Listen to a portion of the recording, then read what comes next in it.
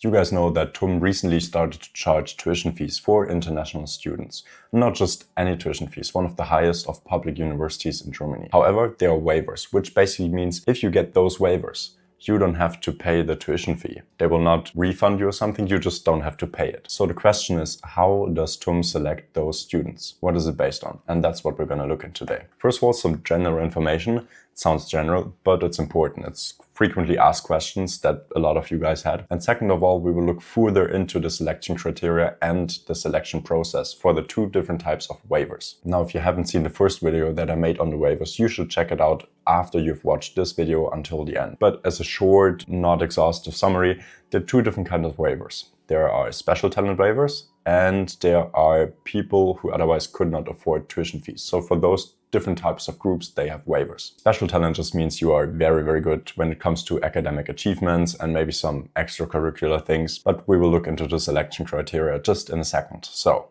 the general information are basically 4 questions that you guys asked. First of all, can you apply for both waivers? So for the waivers that are for special talents and for the waivers that are for people who have financial need and couldn't otherwise afford the tuition fees.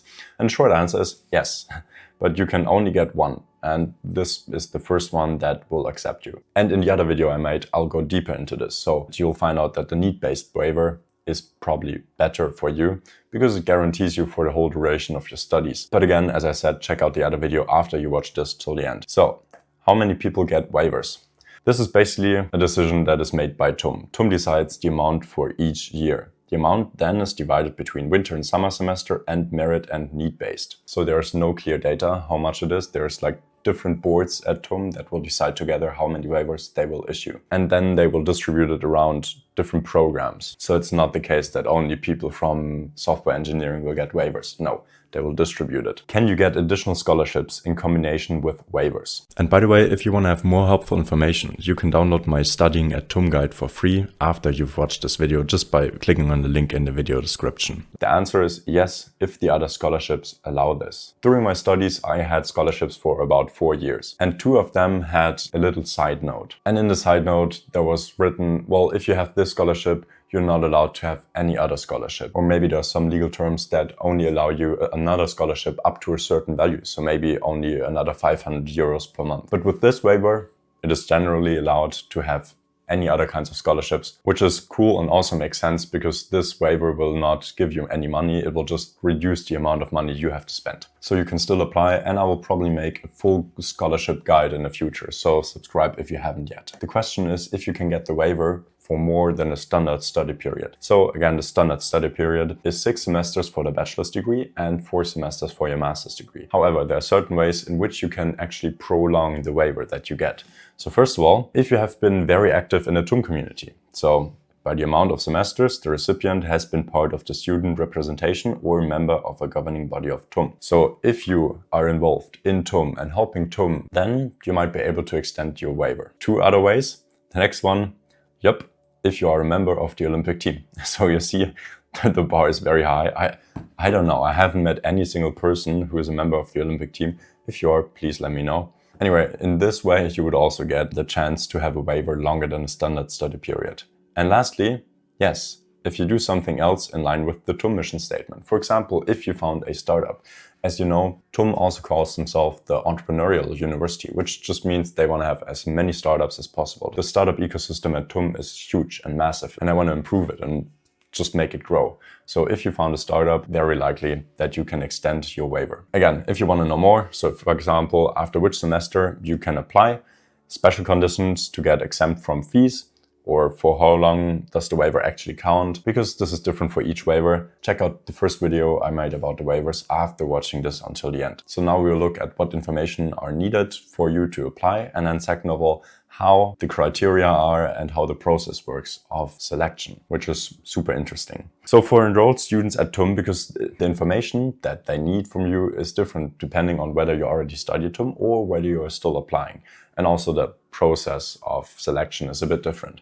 So first of all, for enrolled students at TUM, they want to know which degree program you do, the semester you enrolled in, and the transcript of records. So this just gives them a general view how good of a student you are. So it's not possible to just do one course in one semester, be very, very good because you focus on it, and then because your average score is very, very good, you'll get the waiver. No, they probably require you to do the normal workload, which is 30 ECTS, which is 5 to 6 courses, depending on your degree program. And then they want to see how good you have been in these semesters. So then they have probably some kind of formula, and then they evaluate you how good you are. Now, if you are not at TUM yet, but you want to apply, let's say you've done your bachelor's in India or somewhere else, then they will need an official ranking of applicant within the cohort from their university, and also the type of institution, whether it's public or private. So let's say you are at one of the technology institutes in India. They will need which degree you do. Let's say you do mechanical engineering, and then how high you're ranked within all of the people that do mechanical engineering at your university, whether you are in the top 10% or 5% or 50%. And this will become relevant in a second in the selection process, which you will see. Besides that, again, details regarding founding of a startup. As I said, TUM highly appreciates people that are into startups and other relevant information.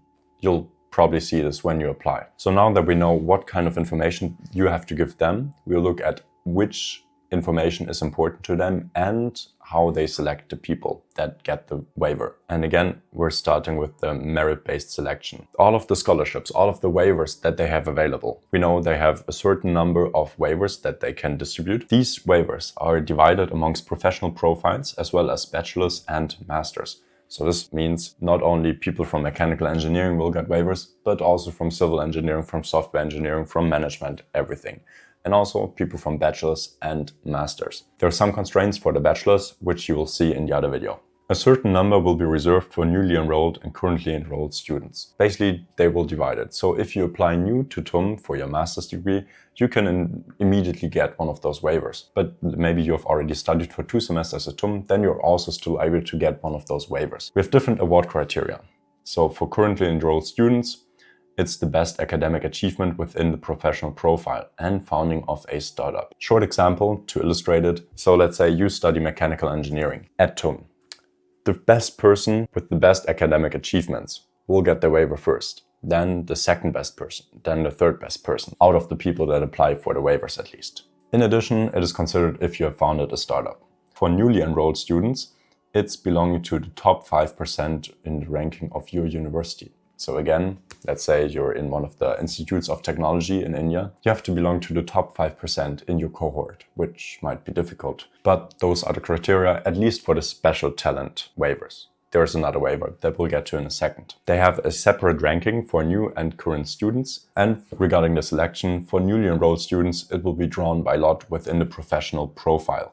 So let's say you study aerospace or you want to study aerospace. Out of all of the people that apply that are in the top 5%, they will actually randomly pick people. So it's not that people with a 4.0 GPA will be better off in getting this than the people who have a 3.8 GPA. It's just drawn by lot within all of the people that apply for aerospace. And for currently enrolled students, the rank is determined by TUM according to a formula, which takes into account semesters, credits, grades. So as you see, this might be actually a bit difficult to get into. If you have the chance, you should definitely apply.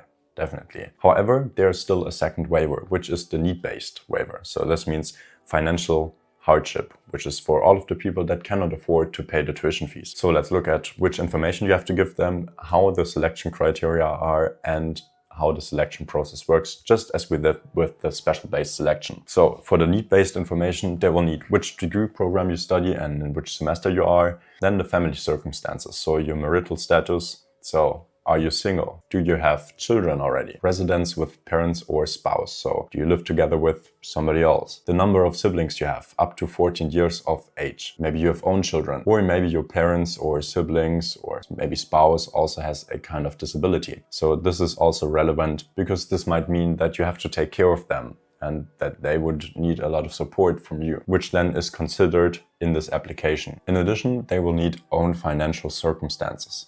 So this means assets, employment, scholarships, and other income of the last 18 months. If there's anything special about your living situation, they will need an explanation for that. So let's say you live together with all of your grandparents and your parents and you have some siblings and you're a big family in a small house or something, this might be relevant here. Or if there's anything else that is troublesome for you, which makes it harder for you in comparison to other people maybe. In addition to the financial circumstances, they will also need proof by having the bank statements of you and also your spouse if you have one. And in addition, they will also consider the income and anything else of your parents. So this means you'll have to hand in income tax statements of the last 1.5 years for yourself, but also of your spouses and parents. And lastly, maybe some of you get already pension, so they will need pension statements also for the last 1.5 years for yourself, spouses and parents. Now that we know which information you will need to have to give them, we'll look at how the criteria are and how the selection process works. So the amount of waivers equals the allotment for newly enrolled students. If you are already currently enrolled, so this means you already study, maybe something has changed in your financial situation and you now need a waiver to be able to for the study,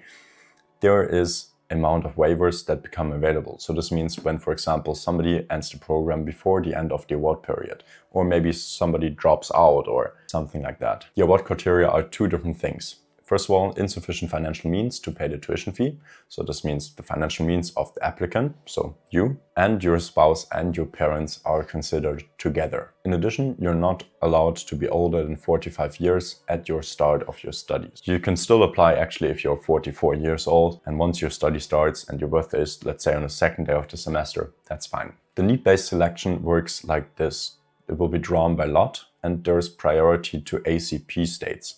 So this is, I think, African, Caribbean, Pacific. Let me look that up. Okay, yep. It's from Africa, Caribbean and Pacific group, which are like 80 member states. And in addition, gender equality is taken into account. Okay, I hope this has helped you. Comment down below what you want to know next.